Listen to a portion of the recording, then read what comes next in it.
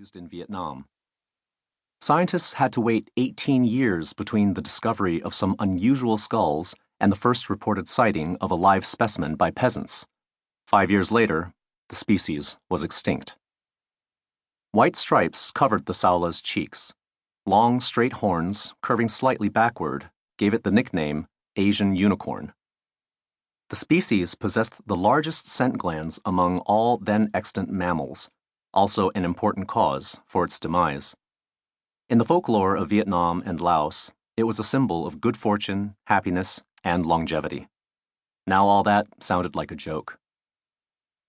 So damned cold! Sugi gripped the side of the tiny speedboat with one hand and pulled the jacket tighter around herself with the other. The Hong Kong Observatory had issued Tropical Cyclone Warning Signal number 8, indicating a sustained wind speed between 63 and 117 kilometers per hour, with occasional gusts exceeding 180 kilometers per hour. I really picked a good day. Coltsfoot Blossom leapt, breaking through a series of foam-crested waves and gained on the 8,000 TEU cargo ship Long Prosperity. The cargo ship had crossed the Pacific from the port of New York and New Jersey. It was bound for the wharves at Cixin, from where its cargo would be distributed to smaller ports in China. The pilot gestured at Sugi, and she nodded back. Her face, buffeted by the strong wind, appeared especially pale. The numbers scrolling across Sugi's goggles indicated that the target had decreased its speed to 10 knots in accordance with the Port Authority's regulations, meant to reduce the amount of pollution spilling into the port's waters, as well as to lessen the effect of the ship's wake on smaller vessels. And it provides a good opportunity. She waved at her crew, reminding everyone to be alert. Coltsfoot Blossom accelerated and converged on Long Prosperity's heading until it was right up against the side of the ship, matching its course and speed. Next to the giant container ship, built by Samsung Heavy Industries, 334.8 meters long and 45.8 meters wide, the speedboat looked like a remora attached to a basking shark.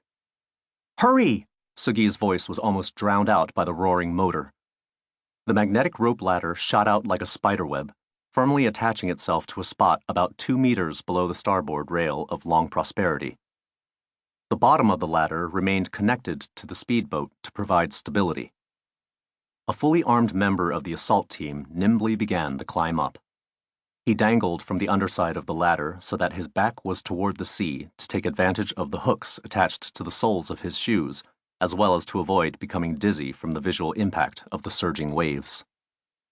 Though he was well trained, the lone vanguard swayed terrifyingly like a wounded insect on the thread of spider silk, buffeted by the wind and waves. The 25 meters he had to traverse looked short, but would be arduous. "Hurry, hurry!" Sugi's dread rose with every passing second. Coltsfoot Blossom's agile interception of Long Prosperity had happened so fast that the crew of the cargo ship had not yet recovered enough to react. But time was running out. Once they reached the shallow water inside the harbor, the waves would become even higher, increasing the danger of the maneuver. "Are you getting all this?" she asked the young woman next to her, who nodded anxiously, the miniature camera mounted next to her ear bobbing with her head. This was her first mission. Sugi gestured at her to stabilize the camera. The show must go on. She let out a laugh. When had she changed from being disgusted by this philosophy to being its loyal practitioner? This was akin to the non-violent direct actions that Greenpeace engaged in, lying down on tracks to stop trains, climbing landmarks, assaulting whaling ships, intercepting nuclear waste. Time after time, each performance more outrageous than the last, relentlessly challenging the tolerance of governments and megacorporations.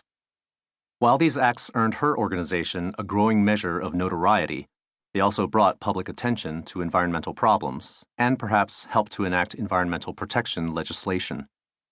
That's justification enough, isn't it? She recalled the speech given by her mentor, the founder of the Coltsfoot Blossom organization, Dr. Guo Qide, at the most recent reception for new members. The lights had dimmed, and a painting had appeared on the giant screen.